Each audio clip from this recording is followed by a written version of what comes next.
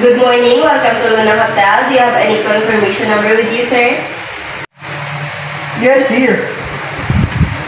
Okay. I will repeat our rules.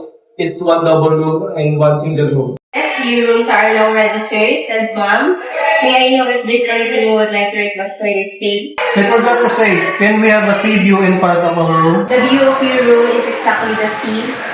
Oh, that's good. Anything else, sirs and ma'am? Can we know the internet password? Oh, yes, sure. The internet password is at the bottom of the switch beside the door. Thank you, miss. That's all, miss. We don't have any requests at all. Thank you for choosing Luna Hotel as your pang-legal and friends.